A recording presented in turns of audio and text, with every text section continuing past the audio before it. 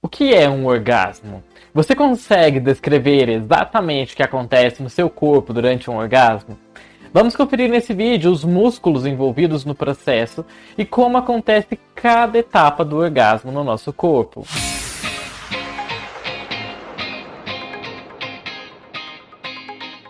O prazer, ele é um produto da evolução.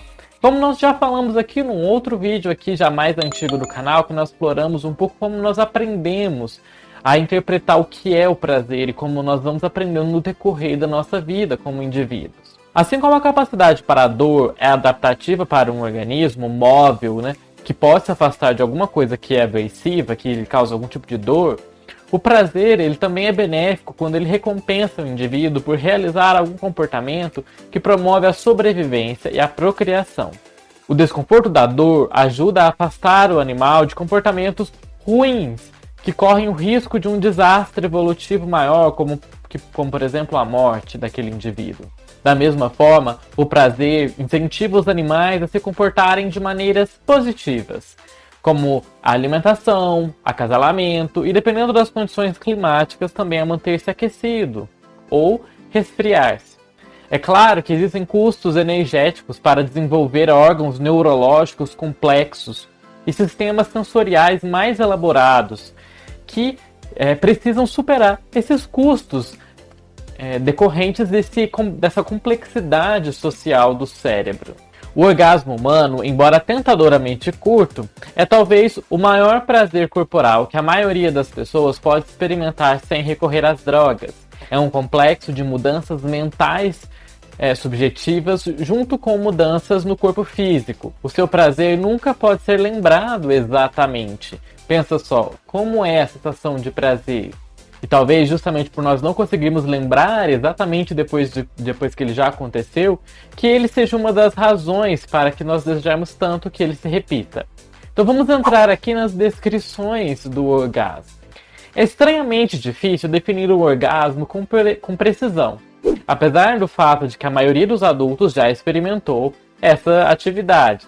Uma revisão sobre o orgasmo, publicada em 1981, apresentou cerca de 13 definições da literatura sobre as definições de orgasmo, enquanto que 20 anos depois, Ma e Binek, os autores, realizaram esse mesmo exercício e eles listaram 26 definições.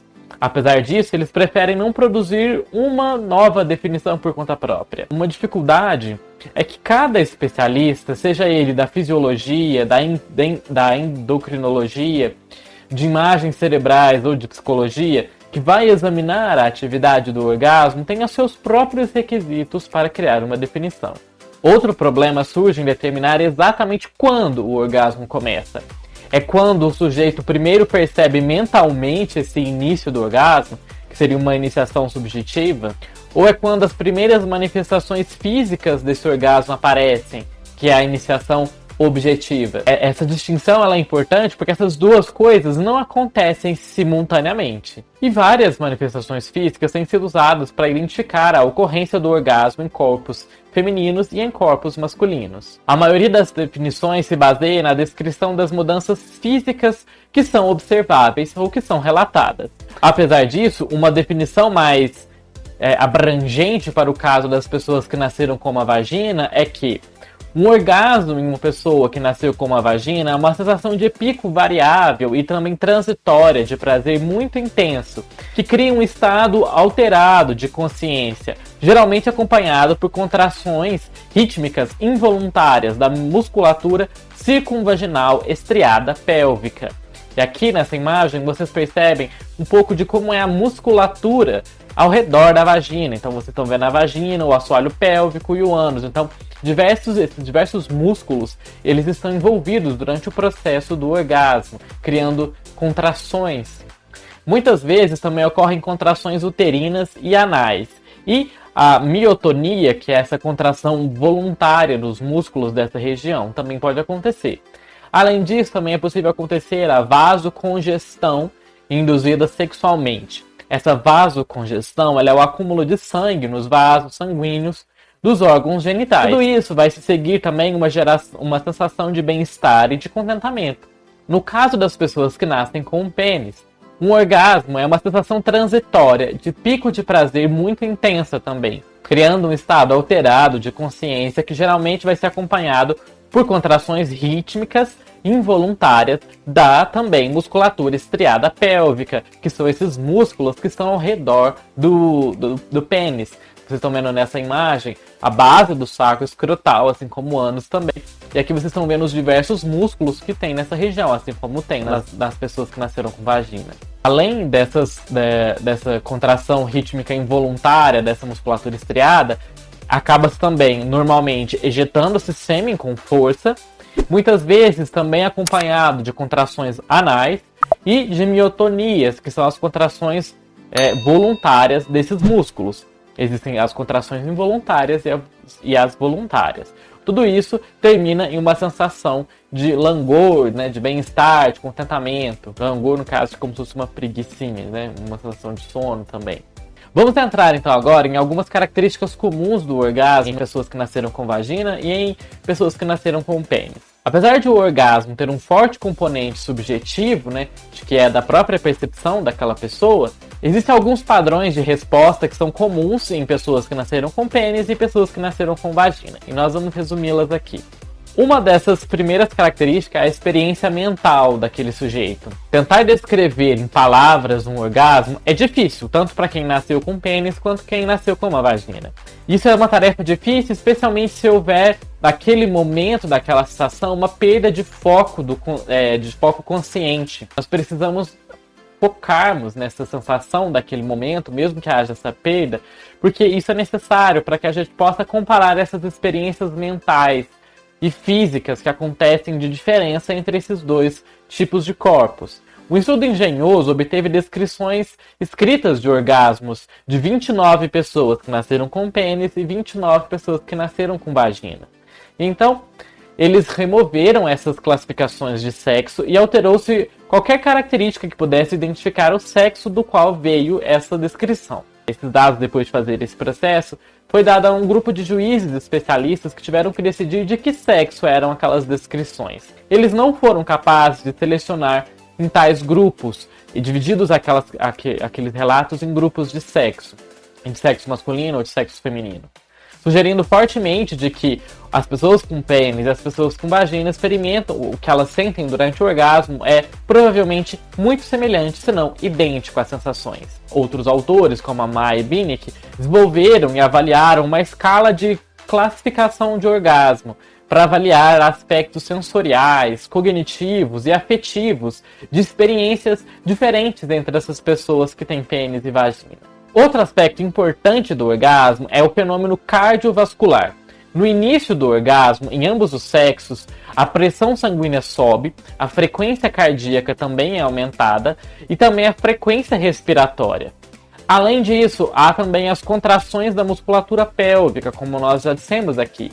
São contrações poderosas e altamente prazerosas da musculatura estriada da pelve, especialmente dois músculos, o bulbo cavernoso e o isquio cavernoso, e eles ocorrem na iniciação e durante o orgasmo, seja das pessoas que têm pênis ou das pessoas que têm vagina. Nessa imagem, vocês estão vendo o bulbo cavernoso ou bulbo esponjoso do homem, que é esse tecido vermelho na base ali do pênis. E nessa outra imagem, vocês estão vendo o mesmo músculo, o bulbo cavernoso ou bulbo esponjoso, nas mulheres, que está ali circundando a região da vulva. O segundo músculo que nós falamos, que também faz essa contração muito forte e poderosa durante o orgasmo, é o músculo isquio cavernoso. No caso do homem, vocês estão vendo aqui nessa outra marcação também em vermelho, e aí ele está ali ao redor também do pênis. E no caso das mulheres, vocês também estão vendo onde está localizado esse músculo isquio cavernoso, no caso das pessoas que têm vagina. No caso das pessoas que têm pênis, as contrações desses músculos, junto com outros da região da pelve, criam o jorro e também a ejeção do sêmen, que ele é pré-carregado na uretra pelas contrações do músculo liso que tem naquela região, especialmente dos vasos, as contrações do músculo liso dos vasos deferentes e também das cápsulas da próstata e das vesículas seminais. Todas essas contrações, associado também com a pressão dos músculos da pelve, faz com que o sêmen seja ejetado.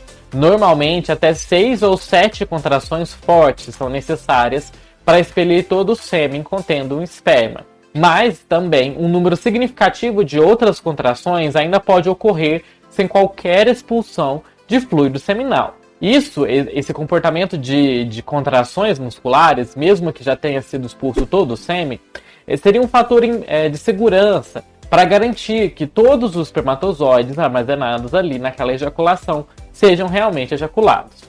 O papel dessas contrações musculares pélvicas que acontecem nas pessoas que têm vagina já é um pouco mais problemático.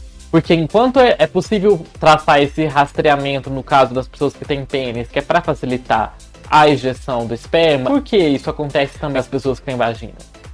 Alguns autores consideram que o orgasmo ele teria um efeito chamado de alça de reflexo sensório motor, em que todos os eventos que acontecem eles são conectados e que o orgasmo ele ocorre como uma resposta muscular a todos esses eventos. Sem as contrações, alguns autores dizem, não houve um orgasmo.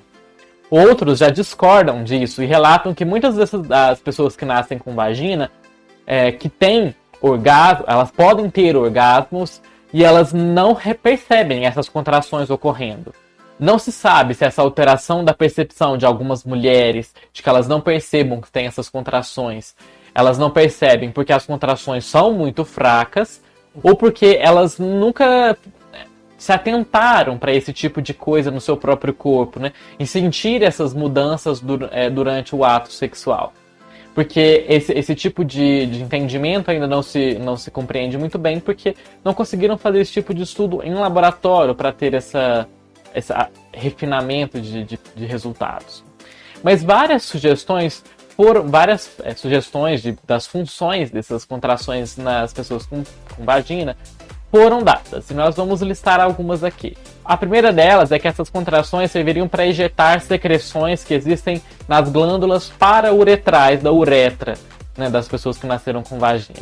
Essas secreções, elas vêm das glândulas de Skene, que são localizadas no lado da uretra das pessoas com vagina, perto da entrada da vagina, e são responsáveis por libertar um líquido esbranquiçado ou transparente, que seria o análogo à ejaculação masculina, né? Essa seria a ejaculação feminina.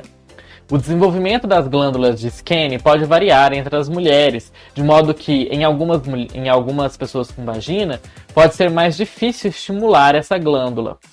Assim como vocês estão vendo aqui nessa imagem, ó, olha só onde está a região das glândulas de Skene. Esse líquido ejaculado ele não tem relação com a lubrificação vaginal, porque a lubrificação ela ocorre antes do orgasmo e é produzida por outras glândulas, que são as glândulas de Bartholin. O líquido ejaculado não tem relação com a lubrificação vaginal.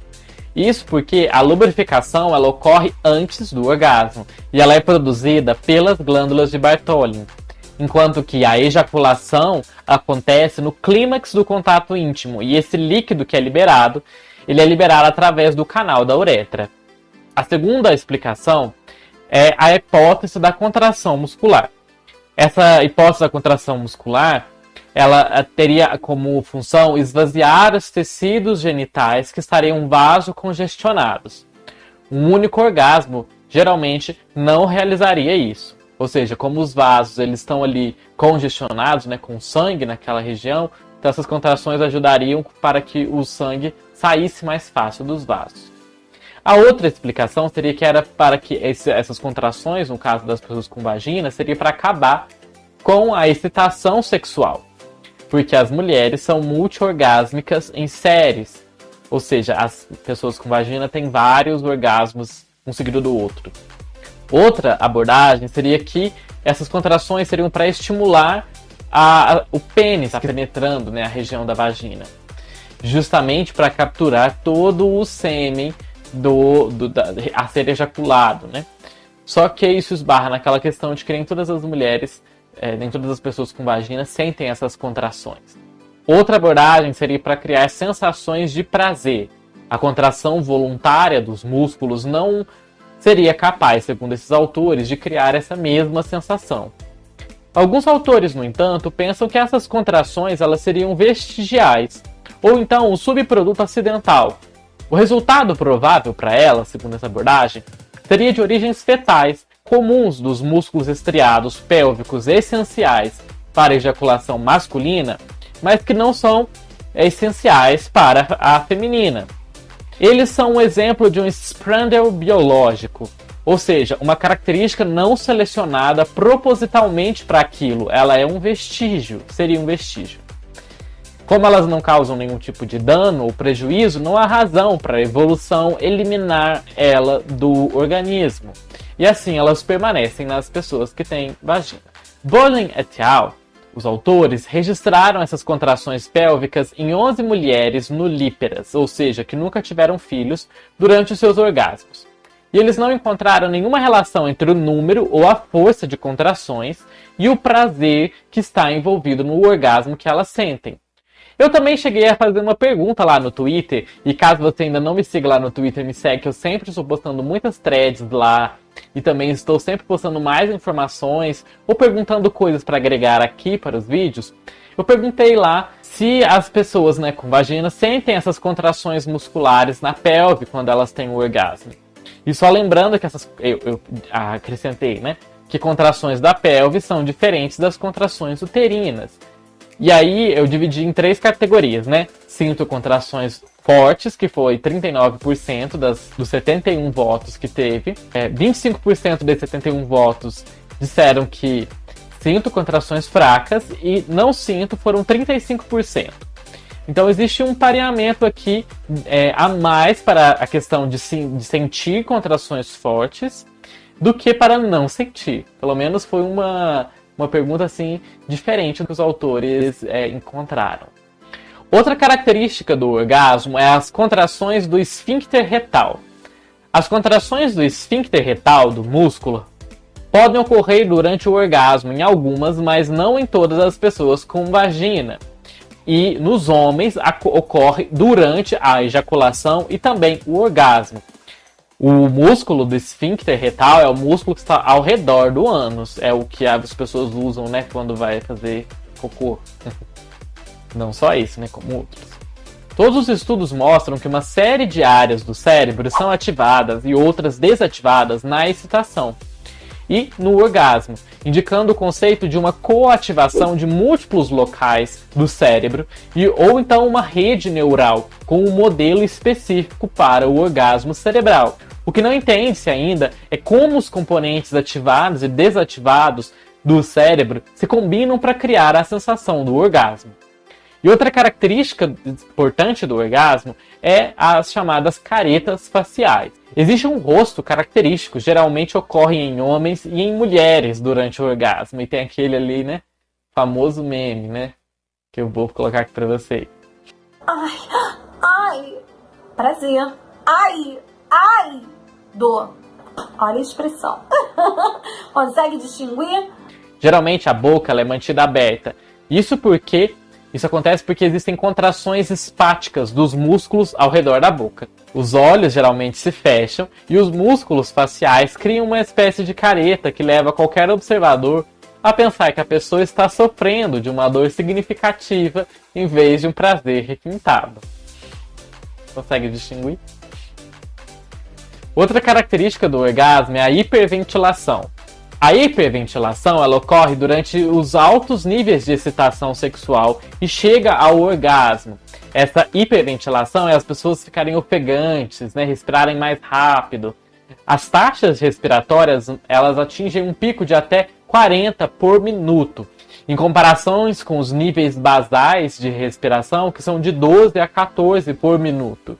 Essa hiperventilação pela boca aberta pode estar ligada também às caretas faciais, que nós descrevemos anteriormente, e também as vocalizações, né, os famosos gemidos. Foi sugerido também que essa hiperventilação ela ocorre pela redução de CO2 no plasma sanguíneo, que poderia também criar uma sensação de tontura. E essa tontura é frequentemente associada a altos níveis de excitação e de orgasmo. Muitas vezes as pessoas acabam sentindo fortes tonturas durante o sexo, né? E isso que explica o porquê. Outra característica importante do orgasmo são as vocalizações. Durante o orgasmo, a maioria dos homens e mulheres vocalizam, né, gemem involuntariamente. E geralmente não são palavras, né, são somente gemidos. E essas vocalizações, geralmente, elas são acompanhadas por cada contração pélvica. Outra característica importante do orgasmo é a liberação de 2 hormônios, a prolactina e a ocitocina.